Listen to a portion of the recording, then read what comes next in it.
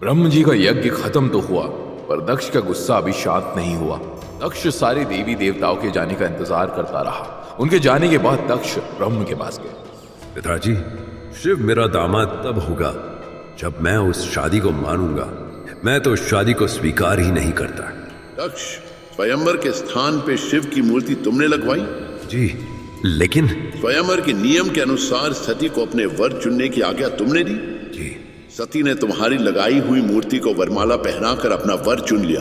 अब तुम खुद आयोजित किए स्वयंवर के नियमों को झुठला नहीं सकते। पर वो मूर्ति थी, उसका शिव बन जाना छल था। तुम वो मूर्ति लगवा के शिव को पहरेदार बनाना चाहते थे। तब तो तुम उस मूर्ति को शिव का प्रतीक मान रहे थे, और शिव के प्रतीक में शिव का अंश होना ये कैसे छल है दक्ष? एक पिता होने के नाते तुम्हें समझना चाहिए कि तुम्हारी पुत्री शिव के साथ खुश है। क्या उसकी खुशी से बढ़ के तुम्हारे लिए तुम्हारा अहंकार है? अहंकार नहीं पिताजी, आत्मसम्मान। उसने मेरे आत्मसम्मान को ठेस पहुंचाई है। इतना कुछ होने के बाद क्या उसका फर्ज नहीं बनता कि वो आके मुझसे माफी मांगे?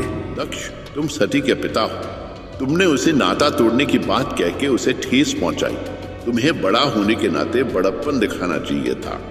सब मुझे ही दोष दे रहे हैं पिताजी, मेरी बात कोई नहीं समझ रहा। तुम अगर अहंकार छोड़ दोगे तो तुम्हें समझ आएगा कि तुम कितने सौभाग्यशाली हो।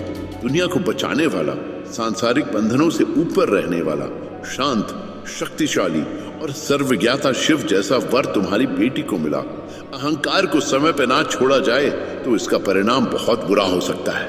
आप मेरी मनोदशा समझ नहीं पाएंगे। मेरा यहाँ से चले जाना ही उचित होगा। आज्ञा दे पिताजी। दक्ष अपने पिता ब्रह्म को प्रणाम करके वहां से चले गए। सर्वज्ञाता ब्रह्म की बात में छुपी चेतावनी को भी दक्ष ने नहीं माना। विनाश काल किसी के भी जीवन में अहंकार के रास्ते ही आता है। ये बात ब्रह्म जानते थे। वो जानते थे कि बीते समय में सभी ने अपने मंगल को अहंकार के कारण ही अमंगल में बदला था। आगे आने वाले समय में कौरवों का नाश भी दुर्योधन के अहंकार के कारण होने वाला था। पर अहंकार किसी की नहीं सुनता, सिर्फ मैं, मेरा, मुझे ही सोचता है। जब तक उस मैं का अस्तित्व ही समाप्त ना हो जाए, दक्ष उसी नाश की तरफ बढ़ रहे थे। शिव ब्रह्म के यज्ञ से कैलाश वापस पहुंचे। वहां आंखों में उम्मीद लिए और होठ पर मुस्कुराहट लिए सती उनका इंतजार कर रही थी। प्रभु, आप आ गए। यज्ञ कैसा रहा प्रभु? सब मंगल रहा। और पिताजी, वो भी आए थे यज्ञ में? हाँ, लेकिन वो क्रोध में थे। उनका गुस्सा बहुत धीरे ठंडा होता है प्रभु। नियति में जो भी जैसे होना होता है वैसे ही होता है सती। शिव अपने ध्यान में लीन हो गए। सती के मन में अपने पिता की चिंता घूम रही थी। उसके मन में एक बेचैनी थी, जैसे कुछ अनर्थ होने वाला था। सबके मन में दक्ष के मंगल के विचार थे, पर दक्ष के मन में अहंकार का जहर उबल रहा था। वो अपने महल पहुंचे और उन्होंने तुरंत मंत्री और पंडित जी को बुला भेजा। जैसे ही मंत्री और पंडित जी उनके पास पहुंचे, वो दक्ष को देखकर डर गए। दक्ष का मुंह गुस्से से लाल था। वो एक जगह बैठ नहीं पा रहे थे। वो खुद से बात कर रहे थे। अहंकार से भरा हुआ अघोरी मेरे आने पर उठा भी नहीं। मैं ब्रह्म का पुत्र हूँ। एक साधारण अघोरी मेरा अपमान करेगा। प्रजापति। हाँ प्रजापति, आपने बुलाया? हाँ, पंडित जी एक यज्ञ करवाइए। मंत्री जी उसकी तैयारियां शुरू कीजिए। ये यज्ञ ब्रह्मांड का सबसे बड़ा यज्ञ होना चाहिए। यज्ञ इतना बड़ा होना चाहिए कि इसकी चर्चा तीनों लोकों में हो। सभी देवों को, सभी राजाओं को न्योता भिजवाया जाए, सभी को सिवाय शिव और सती के। ये उचित नहीं लग रहा मुझे। शिव आपके दामाद है, सती आपकी पुत्री है। सभी देवों राजाओं में शिव का बहुत सम्मान है। उन्हें नहीं बुलाने से सब लोगों में इसकी चर्चा होगी। होनी चाहिए। मैंने जो कहा वो करो। बुलाओ सभी को। जी प्रजापति। जी प्रजापति। यज्ञ की तैयारियां जोरों शोरों से चलने लगी। सभी देवों और राजाओं को न्योते भेजे जाने लगे। हर जगह दुनिया के सबसे बड़े यज्ञ की चर्चा होने लगी। कैलाश पर्वत पे सती एक पेड़ के नीचे खड़ी फूल चुन रही थी। तभी उसके कानों में आवाज पड़ी, नारायण नारायण। सती ने देखा एक ऋषि कैलाश पर्वत पे आ पहुंचे थे। सती ने उन्हें प्रणाम किया। प्रणाम मुनिवर, आप? हम नारद मुनि है पुत्री। ऋषियों के ऋषि ब्रह्मपुत्र नारद मुनि को मेरा प्रणाम। प्रणाम सती। बैठे ऋषिवर, मैं आपके लिए जल और खाने के लिए फल लेके आती हूँ। नहीं पुत्री, हम जल भोजन ग्रहण नहीं करेंगे। लेकिन तुम्हारा सत्कार और अच्छी संसार देख के मन बहुत प्रसन्न हुआ। तुम्हारी जैसी पुत्री जिसका शिव जैसा पति हो, ऐसी पुत्री पे तुम्हारे पिता को गर्व होना चाहिए। लेकिन समय का बल देखो, अभी उन पे अहंकार और क्रोध का ऐसा साया है कि वो तुम्हें अपनी यज्ञ में भी नहीं बुलाना चाहते।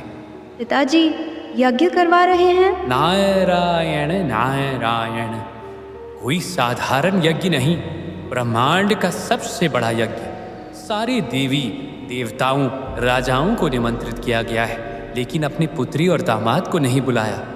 ये सुन के सती के माथे पे बल पड़े।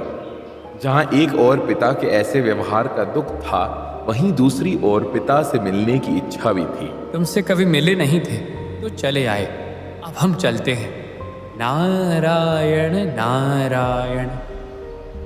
सती ने नारद मुनि को प्रणाम किया और उनके जाते ही शिव के पास गई। शिव अपने ध्यान में बैठने वाले थे। प्रभु, क्या आपको पता चला? क्या? मेरे पिताजी यज्ञ करा रहे हैं। जानता हूँ। ब्रह्मांड का सबसे बड़ा यज्ञ करा रहे हैं पिताजी। सभी देवों राजाओं को बुलाया है और हमें नहीं बुलाया है। उन्हें अपने यज्ञ में किसे बुलाना चाहिए, किसे नहीं, ये निर्णय भी उन्हीं का है।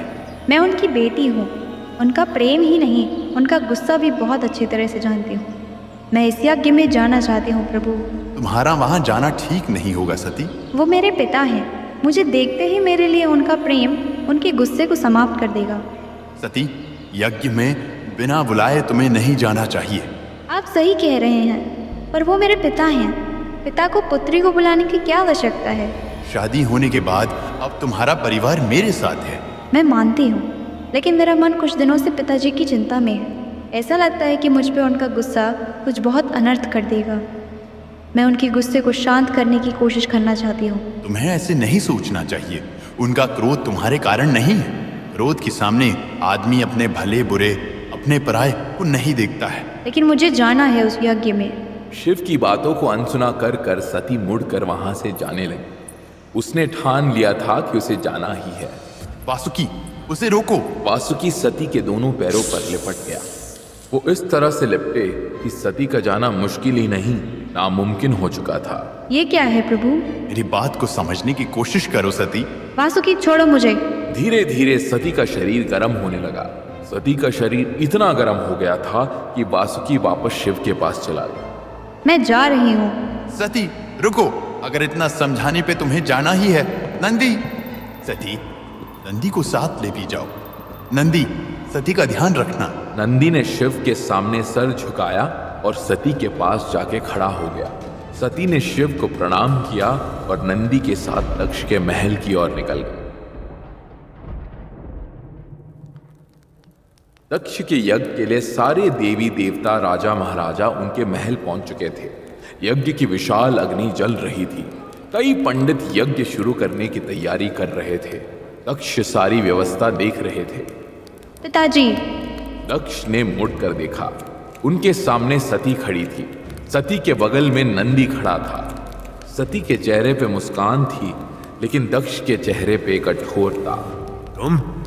तुम यहां क्यों आई हो? और इस बैल को अंदर कैसे ले आई तुम? तुम्हें इस यज्ञ में आने का न्योता नहीं दिया गया था। चली जाओ यहां से। दक्ष के ये शब्द सुन के सारे महल में सन्नाटा छा गया। सती के चेहरे की खुशी गायब हो गई। वो आगे बढ़ी। वो आगे मत बढ़ो। अगर तुम अभी नहीं गई। पिताजी, ये आप क्या कह रहे हैं? पिताजी, मैंने तुम्हें कहा था ना, अब तुम्हारे पिता नहीं है और तुम्हारे साथ वो घमंडी अघोरी नहीं आया। पिताजी, उन्हें बीच में मत लाइए। हाँ, क्यों? बुरा लग रहा है?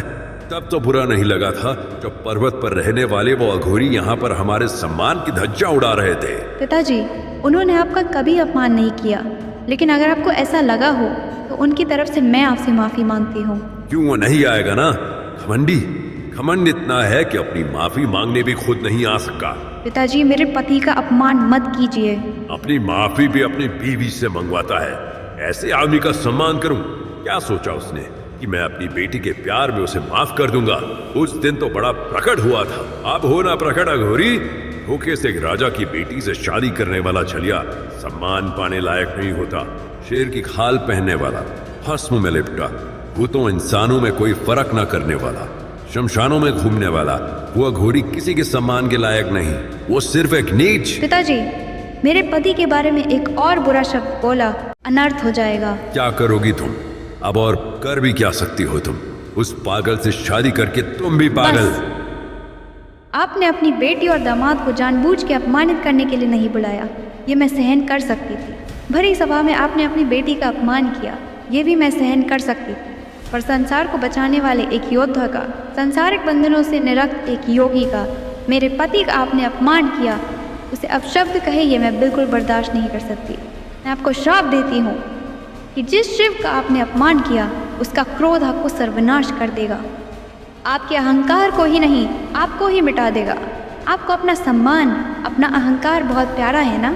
आने वाले समय में सब जानेंगे कि अहंकारी दक्ष को कैसे शिव ने भस्म कर दिया था। सती की आवाज में इतनी ताकत थी कि यज्ञ में आए सभी लोग घबरा गए। सती ने दक्ष को श्राप तो दे दिया था, पर उसका गुस्सा अभी भी बढ़ता जा रहा था। उसकी आंखें लाल थी और उसके शरीर से इतना तेज निकल रहा था कि महल में उसके पास लगे पर्दों ने आग पकड़ ली। दक्ष का चेहरा सती का भयंकर रूप देख के सफेद पड़ गया था। सब चुपचाप सती की ओर देख रहे थे। सती गुस्से में गहरी सांसें ले रही थी। उसकी भुजाएं हमला करने के लिए तैयार किसी योद्धा की तरफ फड़क रही थी। उसका शरीर चमकने लगा, उसकी गले की नसें फूलने लगी। सती की भयानक दहाड़ सुन के सब लोगों की सांसें जैसे रुक सी गई और अगले ही पल सती के शरीर ने खुद ब खुद आग पकड़ ली।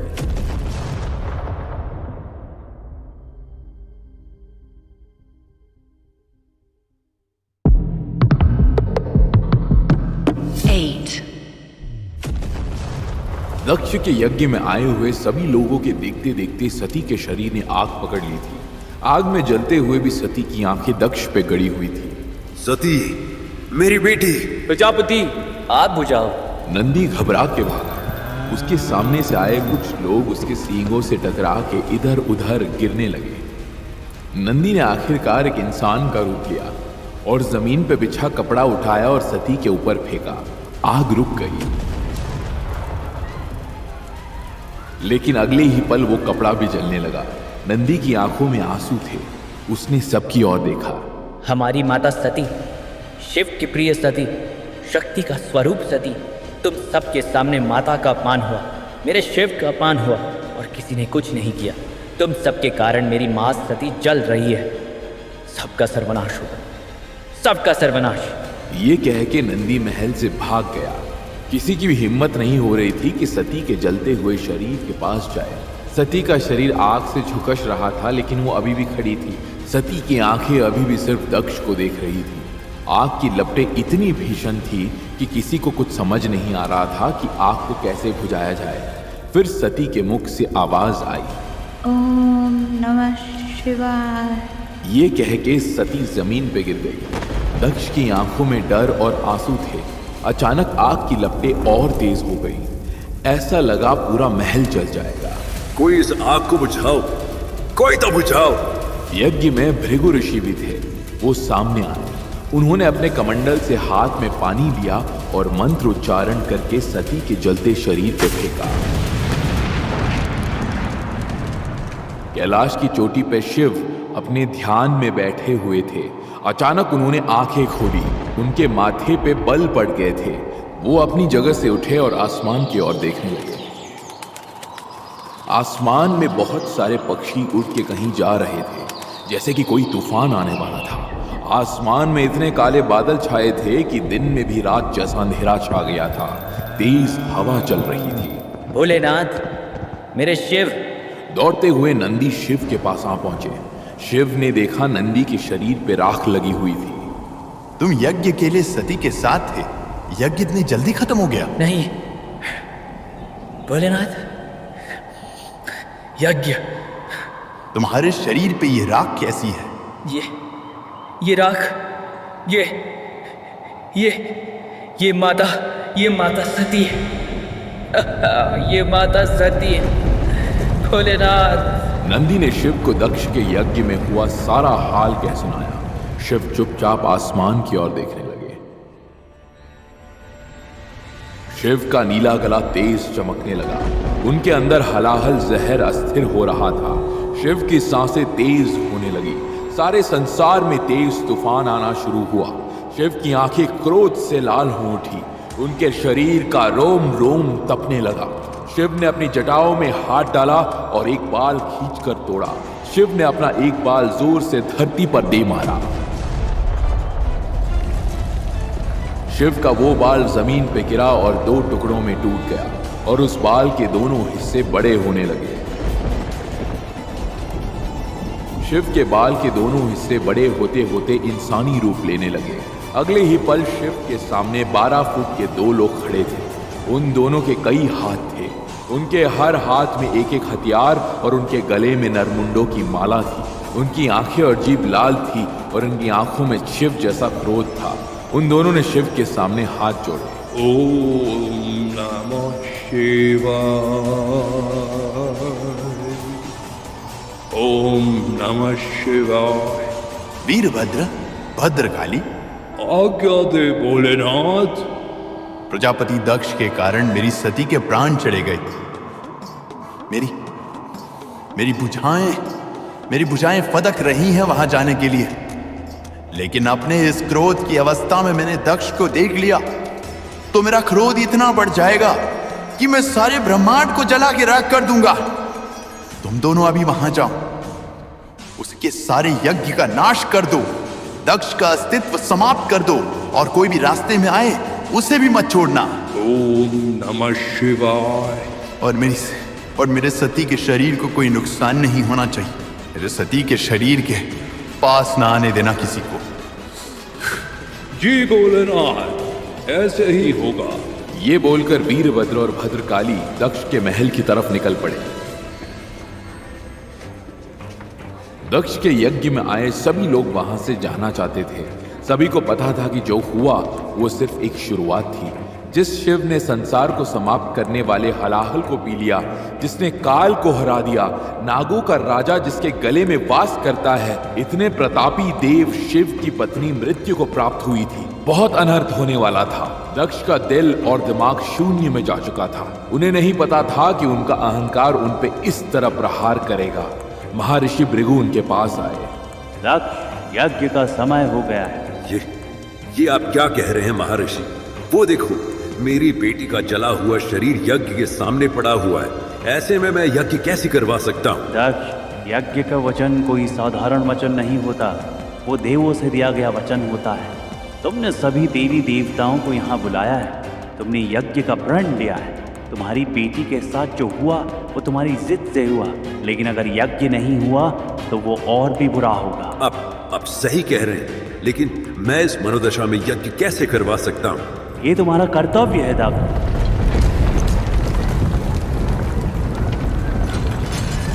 दक्ष, कहाँ है दक्ष? विशाल और भयानक शिवगण भद्रकाली और वीरभद्रा महल में आ पहुंचे। उनके साथ भूतगणों की सेवा थी। उन्होंने महल को तहस नहस करना शुरू कर दिया। सब लोग जान बचाकर भागने लगे। भद्रकाली और वीरभद्रा दक्ष की ओर बढ़े। महर्षि भृगु ने मंत्र का जाप शुरू किया। मंत्र की ध्वनि के साथ भृगु के पीछे योद्धा प्रकट होने लगे। एक एक करके बहुत सारे योद्धा भृगु के पीछे खड़े होते चले गए। महर्षि भृगु ने अपने तप की शक्ति से तुरंत एक बहुत बड़ी सेना प्रकट कर दी। सभी योद्धाओं ने भृगु की ओर देखा। इन भूतगणों को रोको और प्रजापति दक्ष की रक्षा करो।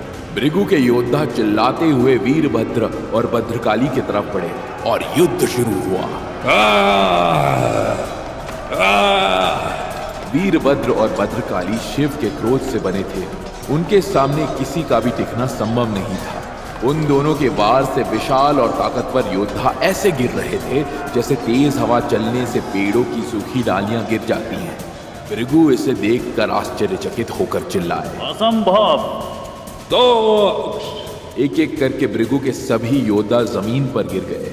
भद्रकाली और वीरभद्रा भृगु की तरफ बढ़े। वो दोनों भृगु को पकड़ने वाले थे कि दक्ष भृगु के सामने आके खड़े हो गए। दोनों ने अपने अपने हाथ में कटार उठाई और एक साथ दक्ष की गर्दन पे वार किया। दक्ष का सर धड़ से अलग हुआ, हवा में उड़ा और यज्ञ के लिए जलाई आग में जा गिरा। ओम नमः शिवाय, ओम नमः शिवाय। अगले ही पल वहां शिव प्रकट हुए। शिव की नजर सीधी सती के शरीर पर गई। सती का शरीर जल के काला पड़ चुका था। आग बुझ चुकी थी, लेकिन सती के प्राण जा चुके थे। सती के जले हुए मांस से अभी भी धुआं निकल रहा था। शिव धीरे धीरे सती के पास गए। अपनी प्यारी सती की हालत देख के उनकी आंखों से टप टप कर आंसू बहने लगे। उन्होंने झुक के सती को अपनी बाहों में लिया। सती! शिव को पूरे संसार पर गुस्सा आ रहा था।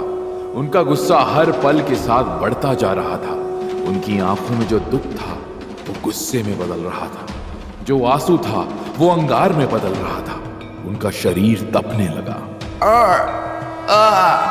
शिव की चीख से पूरा ब्रह्मांड हिल उठा। शिव ने सती के शरीर को अपनी बाहों में जकड़ा और उठ खड़े हुए। अपनी प्रिय सती को अपनी बाहों में लिए शिव महल से निकल गए।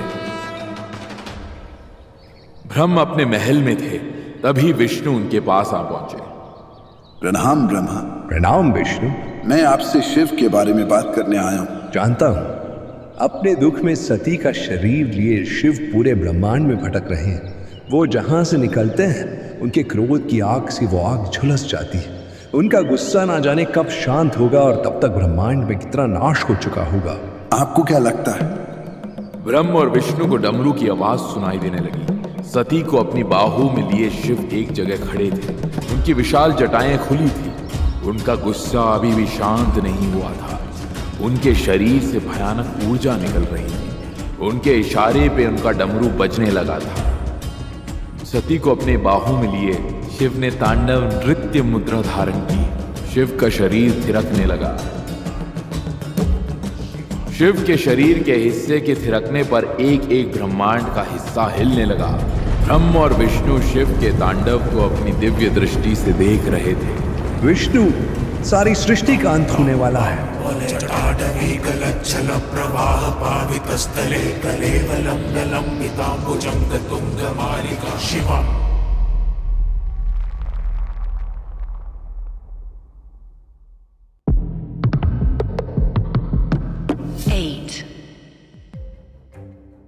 शिव का गुस्सा ब्रह्मांड पर अपना रूप और असर दिखा रहा था। जिस ब्रह्मांड को कभी हलाहल पीकर खुद शिव ने बचाया था, वो आज उसी ब्रह्मांड का नाश करने निकल चुके थे। शिव का क्रोध वो एक चीज थी जिससे सब देवी देवता डरते थे। ये सब होते हुए ब्रह्मा देख रहे थे और उनके ब्रह्मांड को बचाने की चिंता उनकी बेचैनी को बढ़ा रही थी। ब्रह्म का महल सौंदर्य से भरपूर था, पर सौंदर्य के बीच एक शाम सा अंधकार छाया हुआ था। एक तरफ दुनिया में कोहराम मचा हुआ था, तो दूसरी तरफ उस कोहराम को देखकर सहमे हुए ब्रह्म के महल में चीरता हुआ सन्नाटा। ब्रह्म को चिंतित देख विश्वामित्र, जो एक ऋषि मुनि थे, वो ब्रह्म के पास आए। भगवान विष्णु भी ब्रह्म के बगल में बैठकर चिंतन कर रहे थे।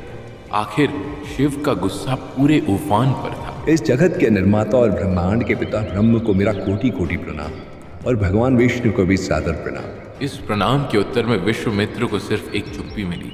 वो जानते थे कि इस चुप्पी का राज क्या था, और वो इसी सिलसिले में ब्रह्म से मिलने भी आए थे। उनके पास कोई उपाय तो नहीं था, पर वो जानते थे कि इस वक्त में ब्रह्म को उपाय की नहीं, बल्कि सिर्फ हिम्मत और समर्थन की जरूरत थी। वो ब्रह्म के पास गए। प्रभु, आपको इतनी चिंता में देखकर पूरा ब्रह्मांड परेशान हो जाएगा। प्रभु, कुछ कहीं। क्या कहूँ विश्व? हाँ? क्या तुम जानते नहीं कितना बड़ा अनर्थ हो गया है? क्या तुम्हें इस बात का एहसास नहीं है कि हमारा ब्रह्मांड कितने बड़े खतरे में है? मुझे ज्ञात है प्रभु, मैं जानता हूँ, लेकिन ऐसे हाथों में हाथ धरे बैठने से तो कुछ नहीं होगा ना प्रभु। तो मैं क्या करूँ विश्व? कहो, क्या करूँ? मैंने अपना बेटा भी खोया है और अपनी सबसे कीमती और महत्वपूर्ण चीज भी खोने के कगार पे। यह ब्रह्मांड जिसे मैंने अपने हाथों से बनाया, आज उसका काल भी मुझे नजदीक दिख रहा है। वैसे भी अब इस ब्रह्मांड में मेरे लिए बचा भी क्या है विश्व? मैं ना अपने बेटी को बचाने में सफल हुआ, और अब तो मुझे ये भी लग रहा है कि मैं अपने ब्रह्मांड को बचाने में भी समर्थ नहीं। विश्व, ये मृत्यु, माया जाल जो सब मैंने ही बनाया, वो ब्रह्म अपना वाक्य भी पूरा नहीं कर पाए। उनकी आंखों के कोनों में आंसू मड़ रहे थे। उनके सबर का बांध टूट चुका था। उनकी हिम्मत में दरारें आ रही थी। ये सब देखकर भगवान विष्णु तुरंत बोल पड़े। ऐसे उम्मीद न हारे ब्रह्म। आपको उम्मीद हारता देख सारा ब्रह्मांड उम्मीद हार जाएगा ब्रह्म। आपको हिम्मत दिखाना होगा ब्रह्म। हे प्रभु, मौत, मृत्यु, शुरुआत, अंत, माया, मायाजाल, ये सब मैंने ही बनाया। कभी नहीं सोचा था कि मेरे ही ब्रह्मांड पर अंत और काल का साया मंडराएगा। कुछ समझ नहीं आ रहा भगवान, क्या करूं? सब धुंधला दिख रहा है। भगवान विष्णु, कोई उपाय हो तो बताए प्रभु। भगवान विष्णु उन बातों को चुपचाप सुन रहे थे। वो कुछ नहीं बोल रहे थे। ये चुप्पी ब्रह्म के कानों में पल दर पल चुभती ही जा रही थी।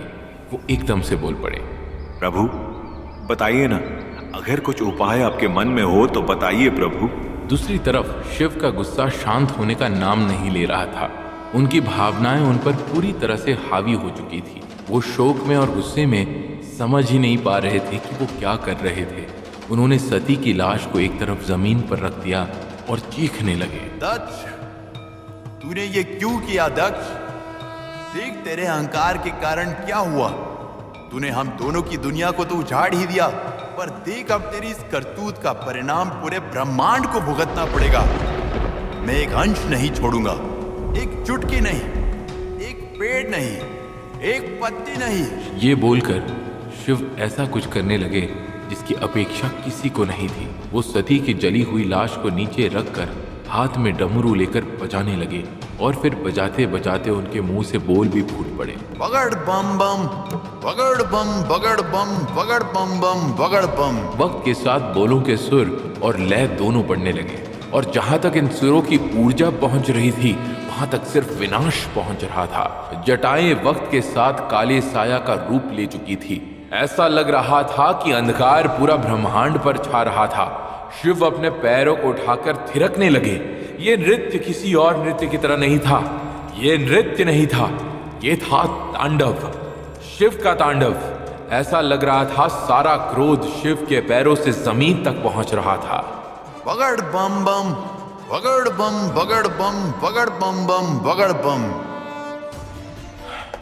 जैसे ही शिव अपना पैर जमीन पर रखते एक छोटा सा भूकंप आता, पेड़ गिरने लगे और पत्तियां झड़ने लगी।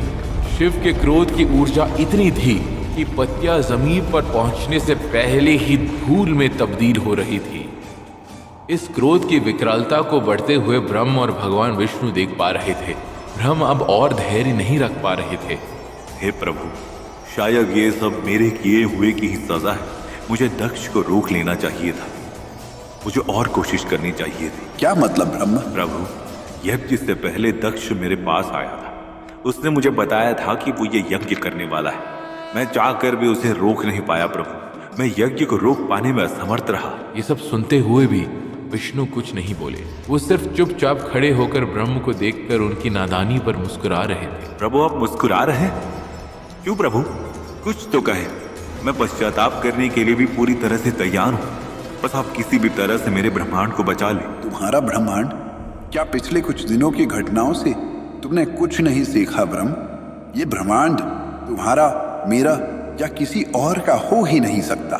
इसमें जब तक हर एक आदमी तुम्हारे वश में नहीं हो, उसका चाल ढाल वचन चलन सब तुम्हारे हिसाब से ना हो, तब तक तुम ये कैसे कह सकते हो कि ये ब्रह्मांड तुम्हारा है? मतलब ये कि जब खुद तुम्हारा पुत्र तुम्हारी बात नहीं माना, जब तुम खुद अपने पुत्र पे काबू नहीं पा सके, तो तुम्हारे काबू में ब्रह्मांड कैसे हो सकता है? क्या आपको मेरी काबिलियत पर शक है? नहीं ब्रह्म, मेरे कहने का मतलब ये है, जब दक्ष का अहंकार खुद उसके काबू में नहीं था और जब तुम्हारी बात उसने नहीं सुनी, तो तुम्हारा दोष कैसे हो सकता है?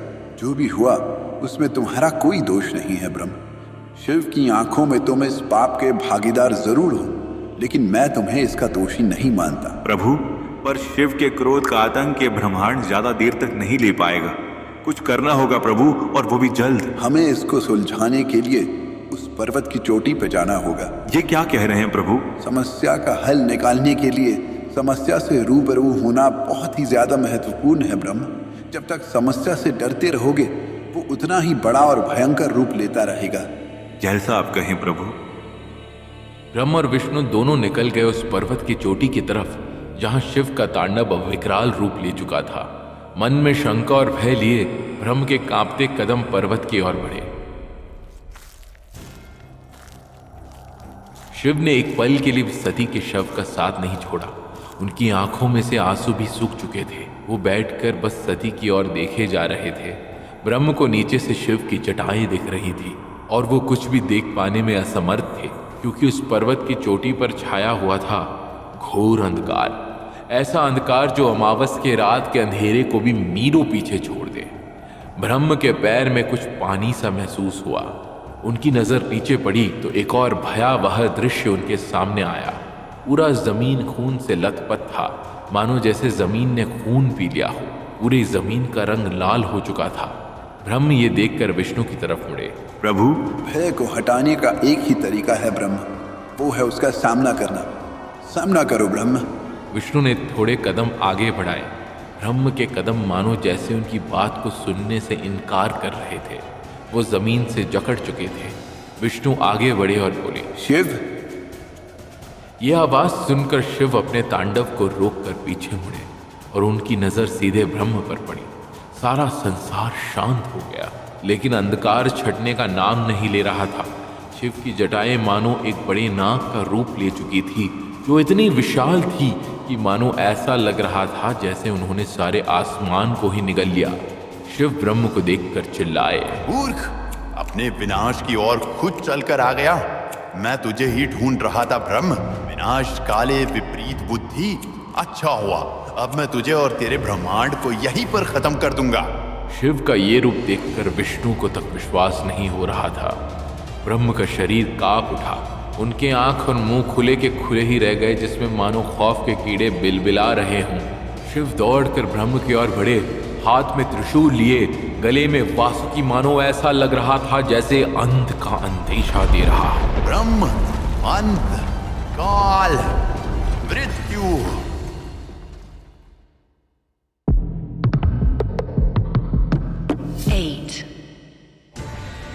शिव ब्रह्म को देखकर आंख बबूला हो गए। वो तांडव के बाद वाली शांति सिर्फ एक तूफान से पहले आने वाला सन्नाटा था। ब्रह्म ने शिव का ऐसा रूप कहीं नहीं देखा था। शिव का गुस्सा उन पे पूरी तरह से काबू पा चुका था। शिव की जटाएं भी ब्रह्म की ओर बढ़ने लगी। ब्रह्म ये देखकर चिल्लाए, हे विष्णु, मुझे बचाए। हे प्रभु, कुछ करे। भगवान विष्णु भी शिव का ये रूप देखकर चौंक चुके थे। शिव ने डमरू बजाना फिर चालू कर दिया और चिल्लाते हुए ब्रह्म की ओर बढ़ने लगे।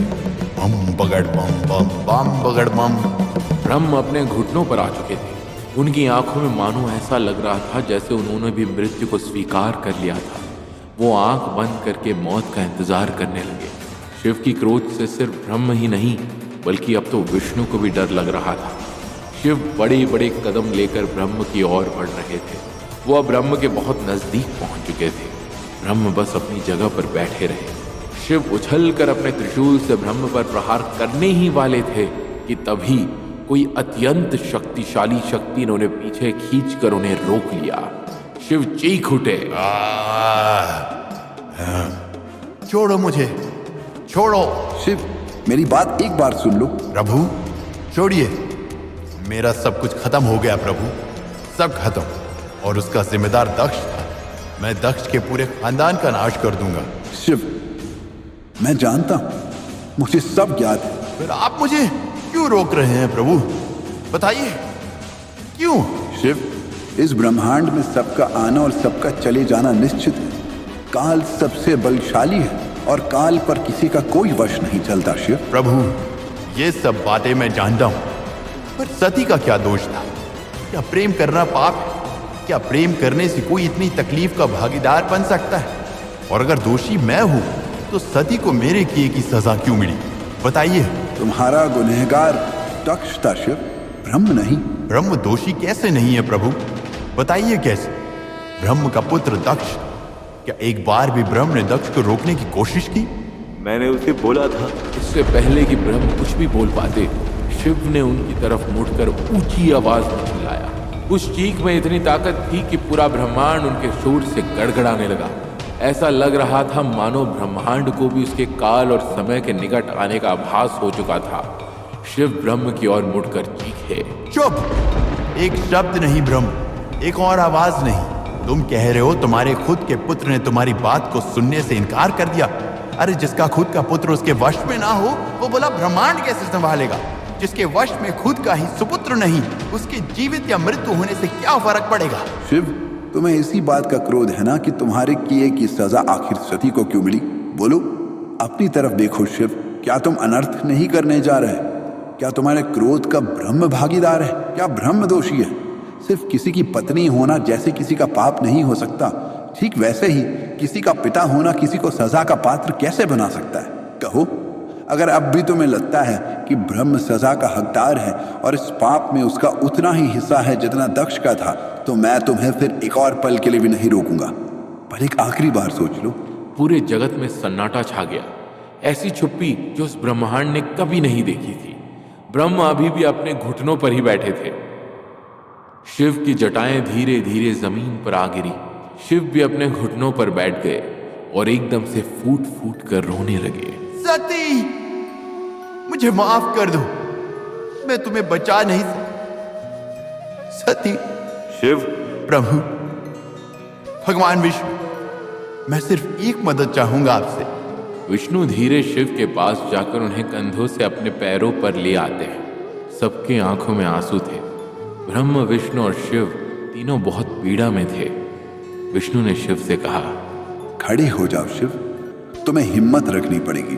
तुम पूरे ब्रह्मांड में एक उम्मीद का पात्र हो। लोग तुम्हारे भरोसे अपनी जिंदगी बिता रहे हैं। अगर तुम ही उम्मीद हार जाओगे तो उन सब जीव जंतुओं का क्या होगा?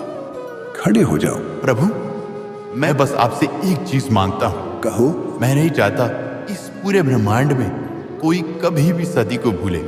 मैं चाहता हूं कि सब सती को हमेशा हमेशा याद रखें। अवश्य, सती हमेशा इस ब्रह्मांड का हिस्सा रहेगी शिव। कैसे प्रभु? मैं सती के अंग को इस ब्रह्मांड का एक अटूट हिस्सा बना दूंगा। वो सिर्फ याद ही नहीं, पूजी भी जाएगी। वो एक ऐसी देवी के रूप में याद की जाएगी जिनका हर एक अंग देवों के बराबर था। उनके इन अंगों को इस ब्रह्मांड में शक्तिपीठ के नाम से जाना जाएगा। धन्यवाद प्रभु। शिव, मुझे माफ करना शिव। जाने अनजाने में मुझसे जो भूल हुई है उसका कोई प्रायश्चित तो मैं अब नहीं कर सकता, बस पश्चाताप कर सकता हूँ। जो भी हुआ वो होना नहीं चाहिए था। शिव का गुस्सा शांत हो चुका था, पर अब उन्हें एहसास हो रहा था वो शोक में पूरी तरह डूब चुके थे और ब्रह्म की बातों का जवाब देने के लिए उनमें शक्ति नहीं थी। ब्रह्म उनसे फिर से बोले, शिव, एक पिता होने के नाते मैं तुम्हारा दर्द समझ सकता हूँ। मैंने भी अपना बेटा खोया है। शिव, मैं सती को वापस तो नहीं ला सकता, पर तुम दक्ष को जीवन वापस दे सकते हो। शिव की आंखें जो झुककर अभी तक जमीन को देख रही थी, वो धीरे धीरे उठकर ब्रह्म को देख रही थी। शिव ने मंद और धीरे से स्वर में कहा, ब्रह्म, जीवन और मृत्यु मेरे हाथ में नहीं है। मैं भला कैसे? तुम में वो शक्ति है शिव। तुम दक्ष को उसका जीवन वापस दे सकते हो। प्रभु लेकिन मैं क्यों? उसने मेरा सब कुछ तबाह कर दिया। प्रभु, मृत्यु मुश्किलों का अंत है शिव। मृत्यु मोक्ष है। जीवन संघर्ष, जीवन पश्चाताप और जीवन दुख। पर प्रभु, मुझ में अभी वो शक्ति नहीं है कि मैं उसे माफ कर पाऊं जिसने मेरी पत्नी को मारा। वो उसके पिता भी थे ना शिव। कहो, थे कि नहीं? प्रभु, लेकिन तुम शिव हो। तुम अब सिर्फ अघोरियों के नहीं, सबके उम्मीद हो। तुम महाकाल हो। तुम्हें लोग पूजते हैं। तुम वो हो जिसकी तरफ लोग उम्मीद लगाए देखते हैं। शिव, अगर तुमने ये किया तो तुम लोगों के सामने एक मिसाल भी बन जाओगे। प्रभु, मैं किसी के लिए कोई मिसाल नहीं बनना चाहता। ये तुम्हें अपने लिए नहीं बल्कि जगत के लिए करना चाहिए शिव। धन्यवाद प्रभु। ब्रह्म, अब दक्ष का जीवन उसका नहीं बल्कि शिव का है। ये एक मिसाल कायम करेगा कि कुछ युद्ध प्रेम से भी जीते जा सकते हैं। पर क्या प्रभु? पाप तो भोगना पड़ेगा। मतलब? दक्ष का जीवन उसे दिया जाएगा। शिव उसे जीवित करेंगे, लेकिन उसका सिर एक व्यक्ति का नहीं बल्कि एक बकरी का सिर होगा। यही उसका दंड है। जैसा आप कहें प्रभु। प्रभु, अब मैं कैलाश जा रहा हूँ। मैं अब योग करना चाहता हूँ। मैं एक अघोरी और एक ब्रह्मचारी का जीवन जीना चाहता हूँ। मैं सती का इंतजार करूंगा प्रभु। मगर शिव, माफ करना प्रभु, पर मुझ में इतनी ताकत अब नहीं बची कि मैं इस ब्रह्मांड का हिस्सा बन के जी पाऊं। इस बात को थोड़ा वक्त हो चला था। वो कहते हैं ना, समय किसी के लिए नहीं रुकता। शिव कैलाश की ओर निकल चुके थे। और दूर असुर लोक में एक कुटिया के बाहर असुरों के एक गांव में एक आदमी जप कर रहा था। वो ब्रह्मा के नाम का जप कर रहा था। बजरंग, समय हो गया है और लग रहा है कि वर्षा होगी। तुम घर चले जाओ। ओम ओम। अरे इस मूर्ख को छोड़ो। इसे लगता है कि ब्रह्मा इसे खुश होकर इसको देवलोक ले जाएंगे। ऐसा कुछ नहीं होने वाला। हम असुर हैं, असुर। हमें यहीं रहना है, असुर लोक में। ओम ओम। एक तरफ कैलाश में सन्नाटा था और दूसरी तरफ बजरंग के इस जाप से इंद्र परेशान हो रहे थे। देवलोक में इंद्र बाकी देवों से मिलके अपनी चिंता व्यक्त कर रहे थे। मैं जानता हूं किसी असुर का किसी देव के आशीर्वाद के लिए इतना प्रार्थना करना सही आसार नहीं है। इसके पीछे पक्का कोई ना कोई राज है। इंद्रदेव, हम ब्रह्मा से ये बोल तो नहीं सकते, वो नहीं मानेंगे, परंतु हम किसी तरह से इसके ध्यान और इसकी कोशिश को भंग कर सकते हैं। तो फिर ऐसा ही होगा। हमारी पूरी कोशिश इसके ध्यान को भंग करने के लिए होगी। हम क्या करें इंद्रदेव? ये वक्त आने पे सबको पता चल जाएगा, तुमको भी और उस असुर को भी।